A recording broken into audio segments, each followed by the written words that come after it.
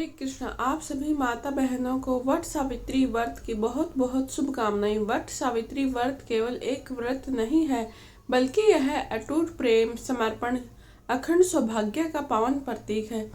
जिस प्रकार से माता सावित्री ने अपने पतिव्रत धर्म, बुद्धि और अडिग विश्वास से यमराज जी से अपने पति सत्यवान के प्राण वापस प्राप्त किए थे, उसी तरह यह व्रत हर सुहागिन स्त्री के जीवन में सुख, सौभाग्य और पति की दीर्घायु का आशीर्वाद लेकर आता है। तो चलिए आइए आज इस पावन अवसर पर बड़े ही श्रद्धा और भक्ति भाव से वट सावित्री व्रत की कथा सुनते हैं। यह वट सावित्री व्रत की पवित्र और मंगलकारी कथा की शुरुआत करते हैं। कलयुग में भी यदि किसी नारी के अटल प्रेम, पतिव्रत धर्म और अडिग विश्वास का उदाहरण दिया जाता है तो सबसे पहले स्मरण होता है देवी सावित्री का। वट सावित्री व्रत केवल एक पर्व नहीं है, बल्कि यह दिव्य शक्ति है जो प्रेम को मृत्यु से भी बड़ा सिद्ध करती है। यह कथा उस नारी की है जिसने अपने तप, धैर्य और बुद्धि से स्वयं मृत्यु के देवता को भी झुका दिया था। प्राचीन समय की बात है। मध्य देश में एक प्रतापी राजा राज्य करते थे। उनका नाम राजा अश्वपति था। वे धर्मात्मा, दयालु और प्रजावत्सल थे। उनके राज्य में धन, वैभव और सुख की कोई कमी नहीं थी, लेकिन राजा के हृदय में एक पीड़ा हमेशा बनी रहती थी कि उनके जीवन में संतान का सुख नहीं था। राजा और रानी मालवती कई वर्षों तक संतान प्राप्ति के लिए यज्ञ, दान और तपस्या करते रहे। अनेक तीर्थों की यात्रा की, ब्राह्मणों को भोजन करवाया, गोदान किया, लेकिन उनकी गोद सुनी ही रही। एक दिन राजगुरु ने कहा, राजन, यदि आप सच्चे मन से माता सावित्री की आराधना करते हैं तो आपकी मनोकामना अवश्य ही पूरी होगी। तो उस दिन से राजा अश्वपति ने अपना पूरा जीवन देवी सावित्री की उपासना में लगा दिया। वे प्रतिदिन हजारों मंत्रों का जाप किया करते, यज्ञ करते और ब्राह्मणों को दान देते। समय बीतता गया। एक बार जब पूरा राजमहल निद्रा में डूबा हुआ था, तभी राजमहल के मंदिर में तेजस्वी प्रकाश प्रकट हुआ। उस तेजस्वी प्रकाश से स्वयं देवी सावित्री प्रकट हुई। उनके मुख पर हजारों सूर्यों जैसा तेज था, हाथों में कमल और नेत्रों में करुणा और उनके स्वर में अमृत की मधुरता थी। देवी बोली, हे राजन अश्वपति, तुम्हारी भक्ति से मैं प्रसन्न हूँ। तुम्हारे घर में एक दिव्य कन्या जन्म लेगी, लेकिन वह साधारण कन्या नहीं होगी। उसका तेज युगों तक संसार में स्मरण किया जाएगा। इतना कहकर देवी अदृश्य हो गई। कुछ समय बाद महारानी ने एक अत्यंत सुंदर कन्या को जन्म दिया। उसका मुख पूर्णिमा के चंद्रमा के समान उज्जवल था। पूरे राज्य में उत्सव मना गया। राजा ने कहा कि यह पुत्री स्वयं देवी की कृपा से प्राप्त हुई है, तो इसका नाम सावित्री होगा। धीरे धीरे राजकुमारी बड़ी होने लगी। सावित्री केवल रूप में ही नहीं, गुणों में भी अनुपम थी। वेदों का ज्ञान, विनम्रता, सेवा, करुणा, तेज सब उसमें स्वाभाविक रूप से विद्यमान थे। जब वह युवावस्था में पहुंची तो उसके विवाह की चिंता राजा को सताने लगी, लेकिन कोई भी राजकुमार उसके योग्य प्रतीत नहीं होता। अंत में राजा ने कहा, पुत्री, तुम स्वयं अपने लिए योग्य वर का चयन करो। पिता की आज्ञा पाकर सावित्री रथ पर बैठकर तीर्थों और आश्रमों की यात्रा के लिए निकल पड़ी। एक दिन यात्रा करते करते वह एक शांत वन में पहुंची। वहां चारों ओर हरियाली थी, पक्षियों का मधुर कलरव गूंज रहा था। उसी वन में उसने एक तेजस्वी युवक को देखा। उस युवक ने साधारण वेश धारण किया था, लेकिन उसके मुख पर अद्भुत तेज था। वह वृक्षों के बीच घोड़े के बच्चे के साथ खेल रहा था। सावित्री उसे देखते ही जैसे ठहर सी गई। उसके मन में उसी क्षण उसे स्वीकार कर लिया कि यही मेरे जीवन का स्वामी है। वह युवक था सत्यवान। सत्यवान ने विनम्रता से स्वागत किया और उन्हें अपने आश्रम ले गया। वहां पर उसके माता पिता रहते थे। उसके माता पिता कभी बड़े राज्य के राजा थे, लेकिन अब वे अंधे होकर वन में तपस्वी जीवन जी रहे थे। सत्यवान ने अपने पिता की सेवा में पूर्ण समर्पित था। सावित्री ने जब यह सब देखा तो उसका मन और भी अधिक प्रभावित हो उठा। वह वापस राजमहल लौटी और अपने पिता से बोली, कि पिताश्री, मैंने अपने लिए वर को चुन लिया है, उसका नाम है सत्यवान। राजा अश्वपति प्रसन्न हुए, लेकिन जब राजपुरोहित ज्योतिषियों ने सत्यवान के विषय में जानकारी प्राप्त की तो वे चिंता में डूब गए। ऋषि ज्ञानियों ने बताया कि सत्यवान महान गुणों वाला है, लेकिन उसकी आयु अत्यंत ही अल्प है। विवाह के ठीक 1 वर्ष बाद उसकी मृत्यु निश्चित है। यह सुनते ही राजा का हृदय कांप उठा। उन्होंने सावित्री को बहुत समझाया कि पुत्री, संसार में अनेक राजकुमार हैं, तुम किसी और को चुन लो। लेकिन सावित्री ने शांत स्वर में कहा कि पिताश्री, इस बार जिस पुरुष को मैंने अपने मन से पति स्वीकार किया है, अब उसके अतिरिक्त किसी और का विचार नहीं कर सकती। यह भारतीय नारी केवल एक बार ही पति चुनती है। राजा मौन हो गए। उसी समय वहां देवऋषि नारद पधारे। उन्होंने भी सत्यवान की अल्पायु की पुष्टि की। फिर भी सावित्री ने अपने निर्णय को नहीं बदला। अंत में राजा अश्वपति ने भारी मन से सावित्री का विवाह सत्यवान के साथ कर दिया। विवाह के बाद राजकुमारी सावित्री वन में अपने पति और सास ससुर के साथ रहने लगी। वह प्रतिदिन आश्रम में उठकर प्रातः उठकर कार्य करती, सास ससुर की सेवा किया करती और अपने पति के लिए भगवान से प्रार्थना करती थी। उसके मन में सदा एक भय जीवित रहता कि जिस दिन भविष्यवाणी हुई है, अब वह दिन अत्यंत निकट आ चुका था। सावित्री बाहर से शांत दिखाई देती थी, किंतु उसके हृदय में तूफान उठ रहे थे। उसने मन ही मन संकल्प लिया कि यदि मेरे पतिव्रत में सत्य है, मेरी भक्ति निष्कलंक है, तो मैं अपने पति को मृत्यु के मुख से भी वापस लेकर आऊंगी। उसी दिन से सावित्री ने कठोर व्रत करना प्रारंभ कर दिया। 3 दिनों तक उसने अन्न और जल का त्याग कर भगवान का स्मरण किया। रात भर दीपक के सामने बैठकर प्रार्थना करती कि हे प्रभु, मेरे सुहाग की रक्षा करना। उसके तेज और तपस्या को देखकर आश्रम के ऋषि भी आश्चर्य में पड़ जाते।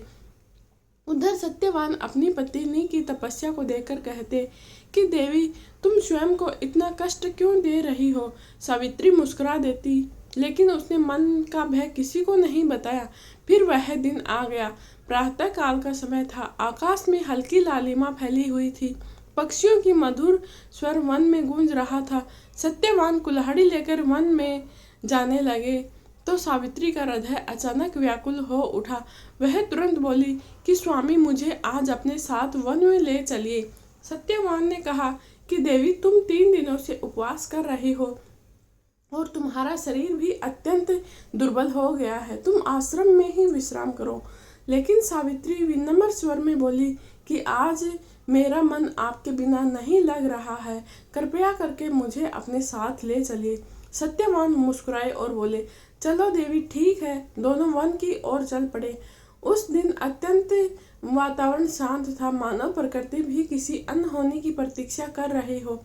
चलते चलते सावित्री हर वृक्ष, हर पगडंडी और हर पक्षी को ऐसे देख रही थी कि जैसे सब कुछ अपने हृदय में संजो लेना चाहती हो। कुछ ही देर बाद सत्यवान लकड़ियां काटने लगे। अचानक उनके हाथ रुक गए। उन्होंने अपने सिर को पकड़ लिया और बोले कि सावित्री, मेरे सिर में बहुत पीड़ा हो रही है। ऐसा लगता है कि जैसे मेरी शक्ति समाप्त हो रही है। यह सुनते ही सावित्री का हृदय कांप उठा। उसने तुरंत अपने पास पहुंचकर अपने पति का सिर गोद में रख लिया। सत्यवान का चेहरा पीला पड़ने लगा। उसने धीरे स्वर में कहा, मुझे अंधकार दिखाई दे रहा है। इतना कहकर अपनी आंखें बंद कर ली। सावित्री का हृदय टूट गया था, लेकिन उसने अपने आंसुओं को रोक लिया। वह जानती थी कि यह समय विलाप का नहीं है, धैर्य का है। तभी अचानक वातावरण बदलने लगा। चारों ओर एक विचित्र गंभीरता फैल गई।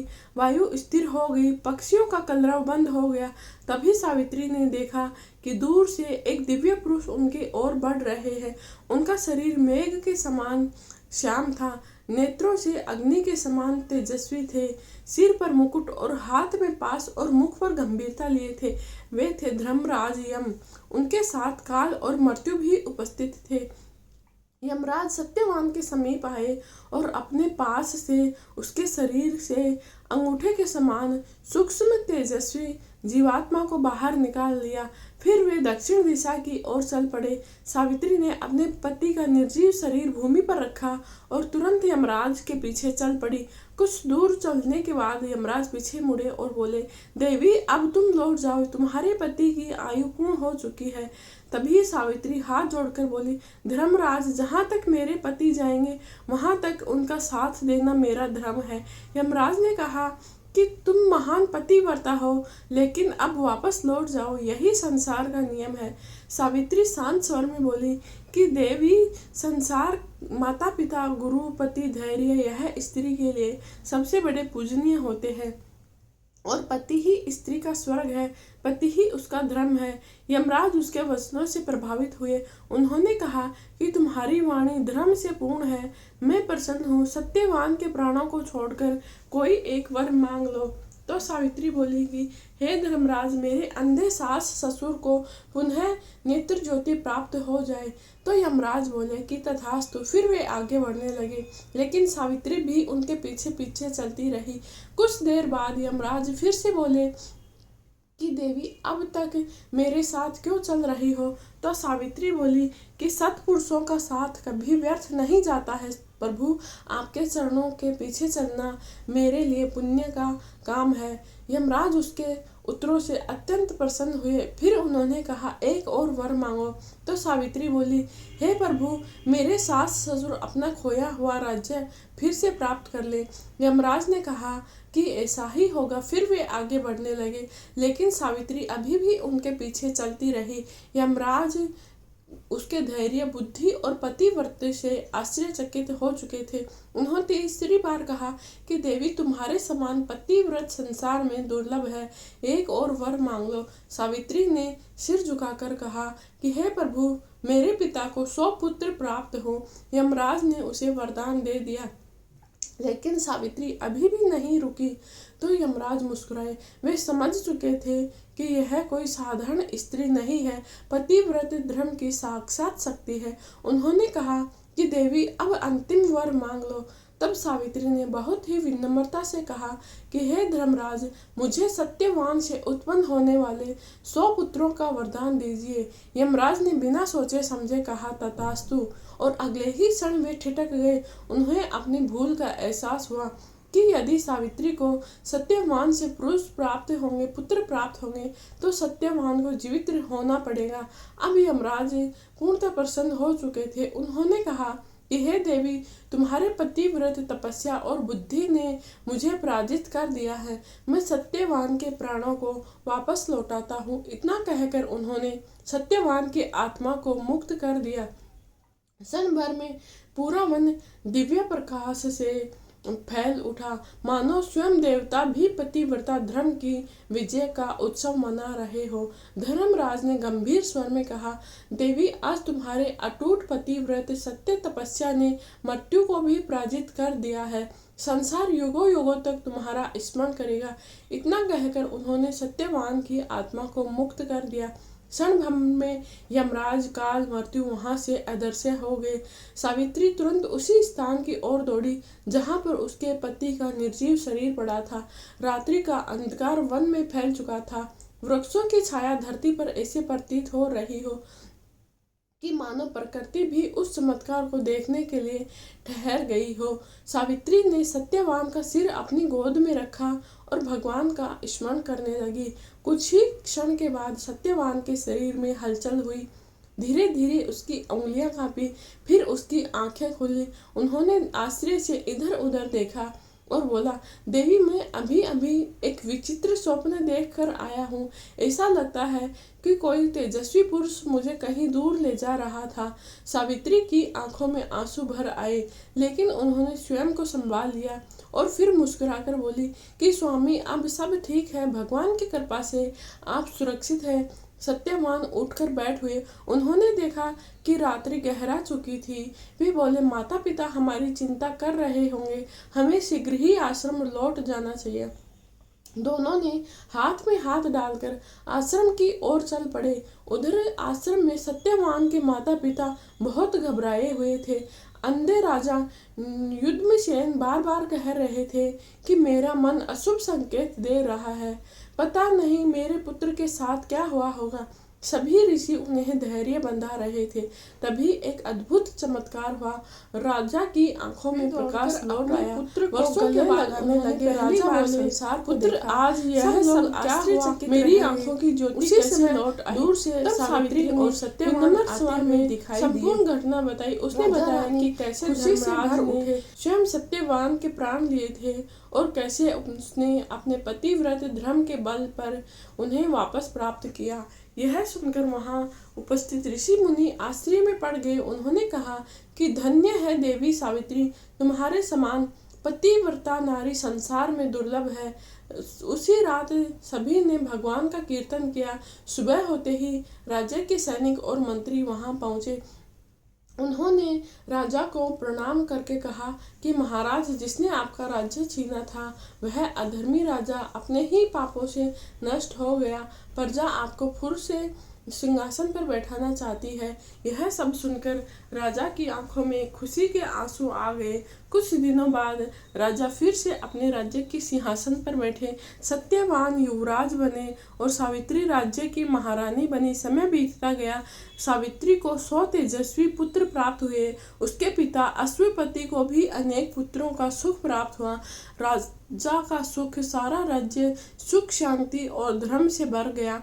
जहाँ जहाँ पर सावित्री की कथा सुनाई जाती वहाँ पर स्त्रियां अपने सुहाग की रक्षा, परिवार के कल्याण के लिए वट सावित्री का व्रत करने लगी। कहा जाता है कि जिस प्रकार वट वृक्ष अपनी जड़ों से सदा अडिग रहता है, उसी प्रकार सावित्री का पतिव्रत भी अटल था। इसी कारण इस व्रत में वट वृक्ष की पूजा की जाती है। वट वृक्ष दीर्घायु, स्थिरता और अखंड सौभाग्य का प्रतीक माना गया है। जो भी स्त्री भक्ति से वट सावित्री का व्रत करती है उसके जीवन में सुख, सौभाग्य और परिवार की रक्षा बनी रहती है। यह कथा हमें सिखाती है कि सच्चा प्रेम कभी पराजित नहीं होता है। धर्म और सत्य में अपार शक्ति होती है। नारी का पतिव्रत और समर्पण देवताओं को भी झुका सकता है। धैर्य और विश्वास असंभव कार्य को भी संभव बना देता है। प्रिय भक्तजनों, इसी दिव्य संदेश के साथ वट सावित्री व्रत की यह कथा पूरी होती है। सभी श्रद्धा से बोलिए, धर्मराज देव की जय हो, पतिव्रता माता सावित्री की जय हो, सत्यवान महाराज की जय हो, वट वृक्ष महाराज की जय हो।